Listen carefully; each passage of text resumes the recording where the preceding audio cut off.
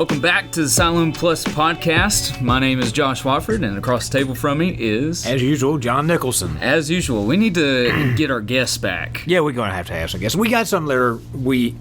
We haven't contacted. They don't know if they're going to be our guests. We got some that we're planning to have on board here for too long. That's what we like to do. We like to surprise people. Exactly. So we get genuine discussions. That's so right. They don't have time to think about what they're going to say. They just say it, and then kind of like what we do. This highly, deeply scripted event that we're a part of. Yeah, we here. basically just sit here and read off of our manuscripts that we have.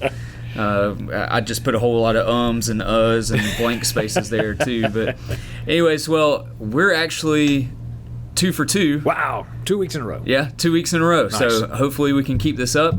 If you haven't went back and listened to the recap, please do so. Even I haven't done that. That's what we were talking about beforehand. I need to go back and listen to that. But if you haven't done that, check that out, because we're going to do another little piece of a recap today, and then talk about where we're going for the rest of this year, and some big picture stuff and some minutia things. And so we're going to be, that's the topic for today, because we're just trying to figure out what do we need to talk about as we're kind of kicking this back off. I think we felt like we needed somewhat of a reset on making sure everybody was on the same page on where we've been and where we're going for 2022. Right. Because it's been a hit or miss for you and me, John. Oh, wow. It's been hit or miss for me for sure. But it's been a wonderful year. We, as you well know, we're in the midst of our 200th celebration. And since we're kind of at the halfway point, and we intentionally, in the planning of this, just took the month of July, quote-unquote, off from those kinds of legacy celebrations to give us all a little bit of breathing space. And good gracious, don't we need it? But we wanted to take a moment today and just kind of talk about it. Let's hit a little bit of a recap. What have we done? Who all's been here? And what kind of stories have we heard? And things that kind of stick out in our minds. And maybe you as a listener have some other things that you want to comment or contribute to that conversation. We'd love to hear your responses or your comments there. But then we also want to turn the calendar forward a little bit and talk about those things, those events, and those opportunities that we know are coming our way from here to December. So we're excited about those moments as well. Yeah. So, well, we didn't get started in January, even though that was the plan. It was the plan. We didn't start in January, so in February we kicked it off with Jennifer Rash from the Alabama Baptist, and I thought she did a great job of recapping our role in the founding of the Alabama Baptist, and gave them some swag, and I've seen them wearing that and stuff. So it was powerful to me to hear from the editor of the Alabama Baptist, just acknowledging the role that the church played in founding the paper, and the continuing influence that we have through them all over the state. Yeah, and it was really remarkable. I think for me, there's that side, and that Alabama Baptist story is such a fascinating thing. I'm so grateful that we were able to secure the copy, the first edition copy that is right now on display in our sanctuary, and that will later be displayed down in the Hall of History. But I'm really grateful that we have that. But also, as you read through and get to know a little bit more of the history of the paper, it had some good times and bad times. It was restarted by members of our church on 2 different occasions, and the last time was during E.T. Winkler's service as minister, as the pastor here at Siloam. And so it's had good times and bad times, but the remarkable influence of it, and the fact, 2 things that just really leapt out at me as Jennifer was here, is that it is now the only weekly Baptist publication in the United States, and also that she is the first woman editor. And I think, am I right? Did she say she's the only female editor of a Baptist paper? That's what I remember. I think that's right. And I just found that to be, one, intriguing, but also wonderfully encouraging in a lot of ways for us as Alabama, and fitting for us as Siloam, progenitors of Judson College, women's education in a day when it was thought that women couldn't tolerate or withstand the rigors of an academic education. Themselves. That's right. They just didn't have the the physical fortitude to understand, to withstand that strain. It's so funny how far we've come. But I just thought how wonderful it is for that legacy to continue, that ideal to continue, and to see it fleshed out literally in the life and work of Jennifer Rash, and just the incredible energy that she brings to it. It was really a good thing. Yeah, I thought so. And then, well, on the schedule, we had the State of the Church. Which did happen. That was the plan for January, right. And it was moved to the end of February. Anything you want to say about that, John? No, I just think us, with taking that moment to look back at, particularly in that previous year, but also a little bit further back with that one, giving us a sense of where we've been, but also the sense of that's not where we're living. We're trying to move this ball forward. Yep. We want to continue to do that.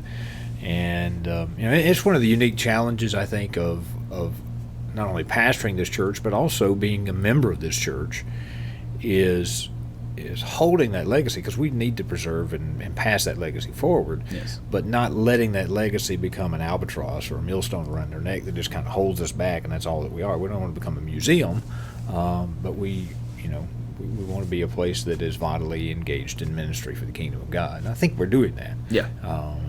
So that's always been one of the balancing acts of certainly pastoring, and I think also of being a member of this church, because you can fall into one ditch on either side that we just go all legacy and that's all we are. We're just going to make sure that we hold that story together, or you can say let's ditch the legacy and let's just look to the future. Well, they go together. Yeah, I think particularly legacy needs to inform the future. Yeah, that's kind of how I see it. We need to learn from the legacy, the good and the bad, to be able to move forward. And so, speaking of that, in March, we had Reverend Dr. Matthew Wilson with us for the second time. Yeah. That was the second time that he and his church have come to be a part of our Sunday morning services. And, I would need to go back and pull my notes, because I felt like there was a lot of... You brought it. A lot of particularly quotable things that he said, but things just to make us realize and think through our role in really not just racial reconciliation, but reconciliation as a whole. Yeah, it is a larger story, and you talk about our legacy, and we try to embrace that, as difficult as it is, because it's not a great legacy that we necessarily are proud of with the slave stories that are here, although we're going to mention that coming up later this year as well. There's another piece of that we're going to address. But coming to grips with that and acknowledging that, we've got to tell that story and realize, yes, that is where we were, but thank God that's not where we are. Yep. And it's certainly not where we're going. And I'm so grateful for that. And Matthew has been such a tremendous friend along the way. And he said some really hard things, some things that made people uncomfortable, rightly so. Yeah. Because there are some things about that legacy and the continuing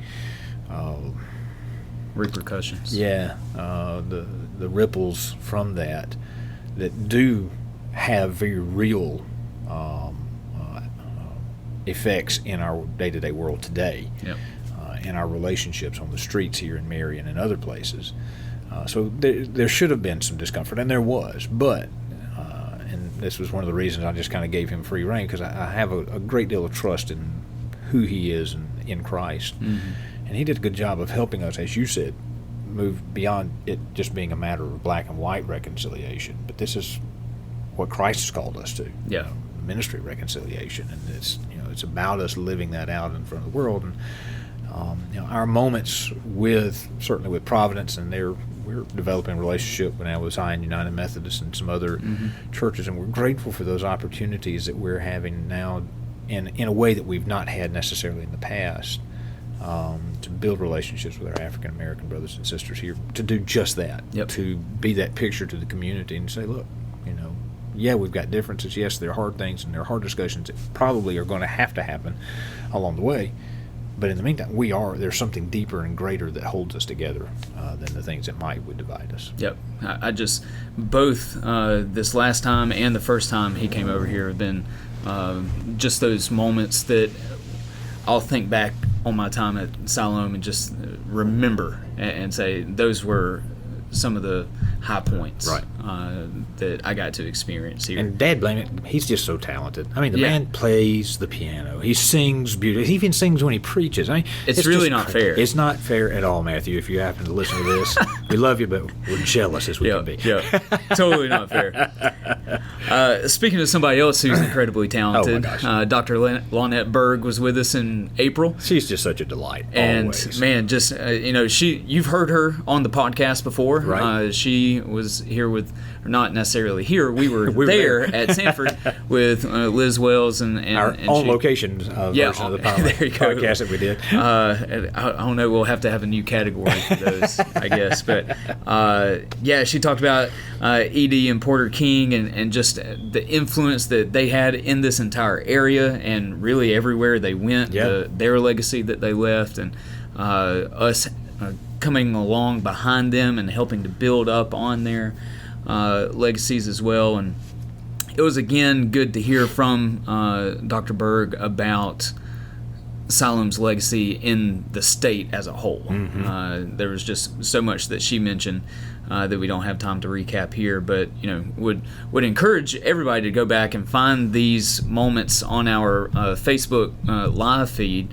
And if you have a tough time remembering what all was said, go back and listen to them and watch them, and just because I don't think these are things that just needed to happen one time and they're just left in the past and now we just need to go on to something else. These are things that are helping us define and redefine who we are as Siloam here at our 200th. And Dr. Berg is a key person in telling our story, I believe. She absolutely is. One of the things that she obviously brings to the table as really our Baptist historian, that's not her title, but that's kind of the role that That's she how plays. she functions, yeah. But she just has that broader perspective on, and particularly for Siloam, because she talks to me, off the record with those kinds of things, and just talks about how the Siloam legacy gets played out in remote corners of our state that people don't make that connection back, but because she knows how that story plays. She sees it and is able to help some folks know about it. But, it's just really a joy. And again, she's just a delight. She'll be back with us, and this is looking forward. She'll be back with us in January of next year as we kind of wrap all of this up in a nice, wonderful package. But we'll look forward to that. She'll be presenting certificate and all those kinds of things like she typically does for church anniversaries. But this one will have a little extra oomph simply because of who Siloam has been in the life of the state. Not a lot of churches make it to 200. Not a lot, but it's interesting we say that. But here even in our association, the churches that were founded by our founding pastor, Alt Mogi is just. I think they're getting ready to celebrate their 200th. I think they did that. They did 19. last year. That's right. Or they was it did. last They're year? older than we are because Charles Crow founded them, and then Hopewell is like 2 months older than we are. But George Washburn likes to hold that over our heads that they're older than we, but that's fine. But and again, there's another piece of that legacy in that story that we don't really think about a lot of times. We just kind of show up, come to the church, and complain if the air conditioner's on too much or not enough, and those kinds of things. But this guy Charles Crow planted churches all over this region, many of which, Siloam included, continue to serve the kingdom of God today effectively. Yeah. And that's just a remarkable legacy that we get to be a part of. Yep. We're just a drop in the bucket. We are a drop in the bucket. If even that. Yeah, no doubt. Well, and then in May we had an okay presented. No, you did a wonderful job of painting us a picture of E.T. Winkler, and I believe you've even played him in the cemetery. Am I right? I did. They had a cemetery walkthrough, which in Marion needs to be revived. There are so many great stories that can be communicated there. But I was asked to play the role of E.T. Winkler, and I remember you had a top hat and tails. Frank Ramey had that top hat for me, and I got the tails, but he said, you need a top hat to go with that. So he popped it out, and there it was. But that was a memorable time, and that really began my journey of getting to know E.T. Winkler. I knew already before I was asked to do that that he was the only pastor of Siloam that is buried in Marion anywhere. and that we know of. yeah. I guess I should qualify that, but that's in jest. I don't know anything. Either that is a threat. I'm not sure how to take that. Not a threat at all. Not a threat. But anyway, that started my journey, to get us back on track here. That started my journey of getting to know the story of E.T. Winkler. What a remarkable man. What a difficult man. I say difficult man. I'm sure he wasn't a difficult man because he was so well loved by the church here and others. But the context of his story as a noted slave proponent, he was part of drafting the what became the Southern Baptist Convention over the reason of slavery. Yeah. He served as a chaplain in the Confederate Army, all of those things. So that's a difficult part of his story, but he was also this man who deeply and evidently loved the church, loved Christ, and in the aftermath of the Civil War became, really probably one of the best known leaders in African American education, particularly for pastors of African American pastors. So there's this deep conflict that I see, or tension rather, maybe not a conflict, but a tension in his life and ministry that I can't fully sort out, but it certainly has engaged and emblazoned my imagination about how to live in tension with things and keep moving faithfully forward. Yeah. So. Well, you just kind of hope there was some sort of heart change that happened. I have to believe it was. We don't have a moment where we don't have any writings or anything like that, but I think the actions speak for itself, though. It does. And boy, I see a rabbit, and I'm just not going to chase it because it's time and place. Man, I like rabbits. Yeah, I know, but there's a larger conversation, and I think some of that conversation is being driven currently by cultural forces that have twisted that story a bit. Yeah. I do not, in any shape, form, or fashion, want to lessen the severity or the moral horror of slavery. But I think it, in many ways, has become something that it maybe was not. But it's just so hard. Like I say, it's a rabbit I don't want to chase. But us trying to gain an understanding of what was E.T. Winkler thinking is nearly impossible given the cultural context in which we live right now. Because it was a totally different thing. But even so, interesting, challenging man, but obviously influential, nationally known. Yeah. From Siloam. Speaking of interesting, challenging men, we instated Roy Barnett as Deacon Emeritus in June as a part of the whole celebration, and had Reverend Michael Perry with us.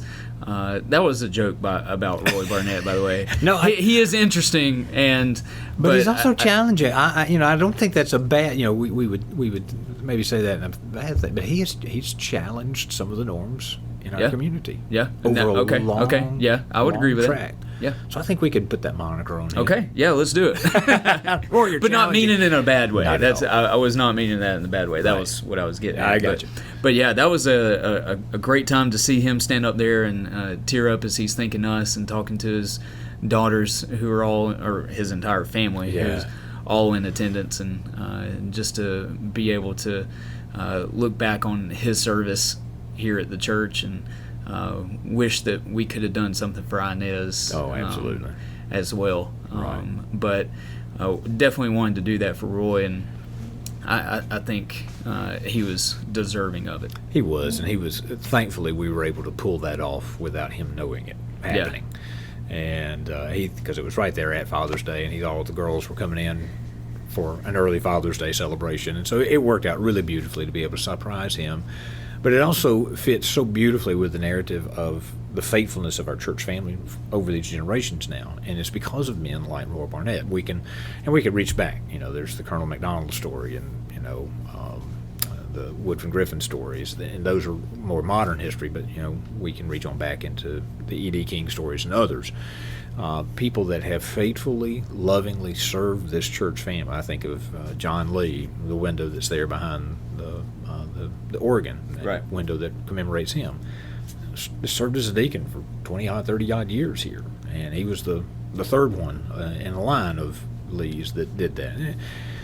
It's just those kinds of shoulders on which we stand, and I think a life like Roy Barnett has been influenced by that legacy here, and I think there are others that are coming along in the life of our church. They're going to continue to emulate those kinds of things. Long-standing, steadfast, faithful service. Not for any gain, not for anybody to take notice of who they are, just because they love the church and they love Christ, and want to see His kingdom grow.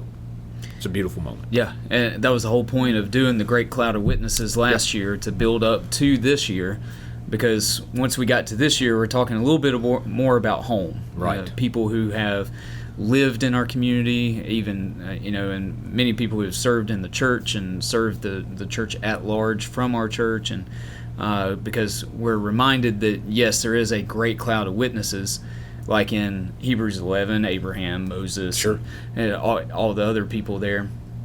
But then you have people among us, that those are those many others who we can't name or don't have time to name. It says there at the end of Hebrews 11. So, we want to talk about the church at large, and last year and then this year we wanted to bring it a little closer to home. To be able to celebrate people within the community. But as you said, this month, we're taking the month, just taking kind of a break from all this to kind of recoup, because as you said, we kind of needed that with everything that's been going on. But next month, on the 14th, Dr. Rick Lance will be with us, who is the executive director of the Alabama Baptist State Board of Missions. There we go. Did I get it all? I think you did. Yeah, it's a mouthful, but thankful for him and his ministry to us as Alabama Baptists, and his personal friendship to us, and just his kindness to me in particular, even though he got my name wrong like 20 times at the annual meeting last year, but that's okay. I won't hold it against him.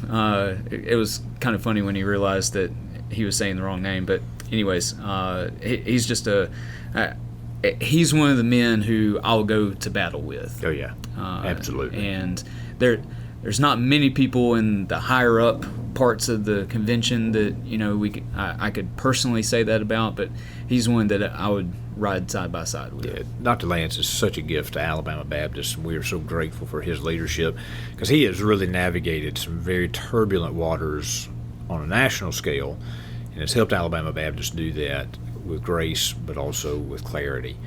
And I'm grateful for him personally. In my own life, he was my pastor during my senior year in high school. My family moved to First Baptist Tuscaloosa. He was still pastoring there. And I'll tell you this anecdotal story, but it just made such an impression on me. We'd only been there 8 months or so, and then I left and went to Samford University. And so, First Tuscaloosa's a large church, 1,000, 1,200 or so on any given Sunday. But I came back from Samford, one of the first times I'd been back, and it was weeks, and walked out the back door, and he's still, like many pastors like I do, like to be at the back door greeting folks. And I shook his hand, and he said to me, well, Johnny, tell me how Samford is. And it blew me away, because, I was nobody. I was just a snot-nosed senior in high school, and I'd only been around that church for a few months, but he knew me, knew what was going on in my life. And just is an uncanny ability to do that. I've seen it happen time and again, but it made such an impression on me. And then he also helped to mentor me and get me, I'll say, kind of sucked into Baptist life writ large across our state. And I'm really grateful for those opportunities that he's given me. But he also has a great appreciation for the role and legacy of our church, and he's excited about being here. I talked to him last month about it, and he's looking forward to the time to be here, I'm interested to hear what he has to say. He's such a gifted communicator, but I'm just anxious to hear how he couches and how he sees that from his seat as the director of our state convention, and the legacy that Siloam has left across our convention, even to this day, certainly in the early days of it, but even to this day, how it, largely unknown to most of us as members of Siloam, that it continues to carry on that legacy. Yep. So looking forward to that. That's next month. And then the following month, we will be bringing back Rose Sunday. Right. John, you want to say something about that? Yeah, it's an exciting way for us to continue to bless and love on the Judson community. And in fact, they're going to be having, I think, their Golden Club luncheon here at Siloam the Saturday before. We do our Rose Sunday on the 11th.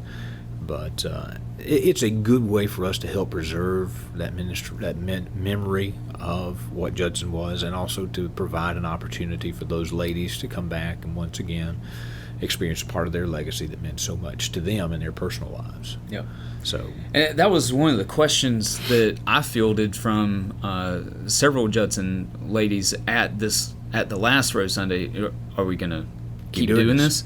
And I just said, I hope so. Yeah. I didn't know. All I could think of was, I hope so. Yeah. And I'm very grateful that we're continuing to do that. Well, as far as I'm concerned, I think we will. And it gives us a moment, at least intentionally in each year, for us to at least take a glance back and acknowledge that legacy of faith that was born out of the lives of people in our church. And also, because on a Rose Sunday, we see, folks that haven't seen this church in years, but they come back because they have a fondness and a memory of. And I so often, whether I'm out in public and encounter somebody, and that's not unusual for me to meet somebody that was a Judson lady and says, oh yes, here are my memories of Siloam, and they talk about the difference-making impact that it had on the short few months or years that they were here. Yep. Even ladies that were only at Judson for a year, they talk about their Siloam experience. And so it's a wonderful opportunity for us to reconnect with that. Yeah. And so I'm excited. I agree. I'm looking forward to that. It's always a good time to. And then later in September. Yeah, I was going to ask you if you want to bring that up. We do want to bring that up. It's not on our original calendar. This is something that materialized mid-year, actually. But Dr. Beck Taylor is the new president at Samford University, and he had expressed a desire to come and speak at Siloam as the founding church of Samford. And so we worked it out for the 25th, and alongside that, and we're finding a way to partner, or not to partner, but to kind of marry these two events. But Dr. Scott Guffin will be bringing the current cohort of the Christian ministry degree students down to help them to connect to their roots here. And Scott's got some wonderful stories already. I talked to him last week about this event, and just how excited some of those students are about coming and reconnecting their root. And I find that a wonderful testimony to, I think, what I see as a shift, or at least a renewal, I guess, of desire for people to have a sense of where do we belong? Yeah. What is our root? And to have that sense of connection to that. So that'll be happening on the 25th of September. Dr. Taylor will be speaking in our morning service. We're going to find some way to engage what's going on with that Christian ministry degree. I think there are like 54, 55 students that will be coming that day, so it's going to be a wonderful, full sanctuary. A lot more than the last time that came. No doubt. That's a growing program. We thank God for that. But also, the testimonies I've heard, I've not had the opportunity to personally meet Dr. Taylor yet. I'm looking forward to that. But the stories that I'm hearing from faculty and staff at Samford, as well as individuals across our state that have met him, we are well blessed as a state to have him at the helm of Samford University. He is deeply committed to keeping it a place for Christ, and that's awfully good news. Yeah, I agree. And then in October, this is what you mentioned earlier. Right. We want to talk about Harry. So we had our Easter sunrise service at Harry's grave this past year. So if you weren't at that, tell us a little bit about what we can expect. This is such a wonderful story that so many of I would dare say most of our folks don't know. Yeah. In fact, Easter sunrise service, there were 15 of us there. Yeah. And 2 or 3 of them said, I have never heard this story before, and that's so much of, I think, of the history that we have around us that we just kind of take it for granted, or we have never had opportunity to engage with it. Right. This story in particular is one that, and I'm very excited. Galen Jones, who's one faculty at Samford, he's part of the Christian ministry degree program. He's one of their faculty. He's an African-American gentleman, and he is coming to tell us this story. In fact, Dr. Guffin was talking with me about it when they did their first one pre-COVID, when they had their cohort come down. Galen had never heard this story, and Scott was just Dr. Guffin was saying, is this a story we should tell, and, whatever, because it's, deals with slavery, and it's a difficult topic in our culture. But Dr. Jones said, not only do you need to tell it, but you need to let me tell it. And, he was just so moved by it. So I'm very excited to have him come and for us to hear from his heart how important this story is to not only Siloam's legacy, to Sanford's legacy, but to the larger story of self-sacrifice and giving and reconciliation, what that really looks like. Yeah. Just so that people know the legacy of Harriet Sanford, the cafe is named after him. Right. Harry's Cafe. Is it Harry's Cafe Harry's or Cafe. Is it just Harry's? I think it may just be Harry's, actually. And then they just recently unveiled an obelisk over toward, what's that building over there that it's at? Beeson Divinity School. It's by Beeson. That you can go and read about Harry and the sacrifices that he made as a slave of the president.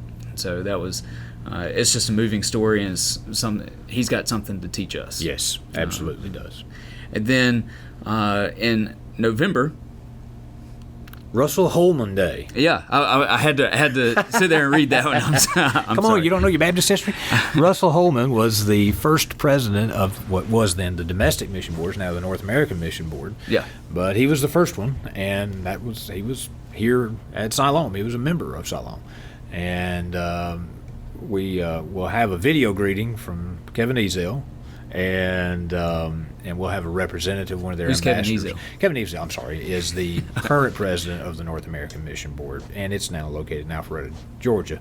But we'll have a representative, one of their ambassadors, Dusty McLemore, who serves or is now retired as a pastor, but served churches in North Alabama very faithfully, wonderfully. But he'll be here with us on that Sunday to help us, again, connect that legacy up a little bit about the influence and role that Siloam had in developing what's now North American Mission Board. Yeah. Well, I'm looking forward to that day as well. It's gonna be a good day. That's one of the type of moments whenever I tell people, the North American Mission Board was started here at this church. And literally that's usually what they say, what? Yeah. Are you serious? Yeah, I've had that experience where I will mention I'm at Siloam, and they're like, Siloam, where's that? And I'll say in Marion, and I start ticking off all the things that Siloam did. And I've had several folks say, somebody should write a book about that.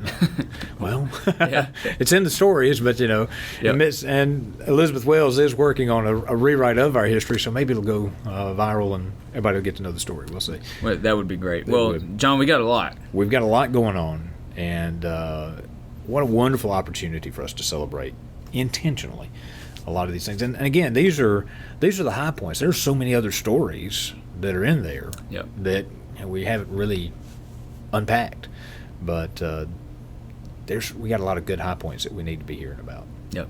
Well, I'm excited for the rest of this year. Me too. I know the first half of this year, with its ups and downs, has overall been good. It has been a good just been a good time of worship and remembering what God has done through us, and not necessarily us, but the people who went before us. Well, also through us, and I think that's another piece of all of these tales that have been told so far, is that we're continuing that story, whether it's with the Alabama Baptist and us continuing to partner with them, or E.T. Winkler's legacy of educating and raising up African Americans, for the gospel, and we're trying to partner with African Americans that are doing just that. Yep. So I mean, they're great stories for us to hear from the past, but they have real current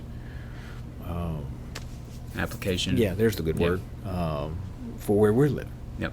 So. Well, I'm looking forward to the rest of this year, and I hope that everybody who's listening will be able to join us for those Sundays and then everything in between as well, all the other celebrations that will be going on. And it's an honor to be a part of a church that has been faithfully serving for 200 years. Absolutely it is. And just pray that it doesn't end with us. Amen. We're going to keep being faithful. So let me just encourage you, put those dates on your calendar. You can find them in other places as well. We try to publish them from time to time in the newsletter. And just take note of them. Make it a special point to be here, and bring somebody with you, and encourage folks to come and hear a little bit about the incredible legacy that God's allowed us to be a part of. We'll see you guys next time. Look forward to it. See ya.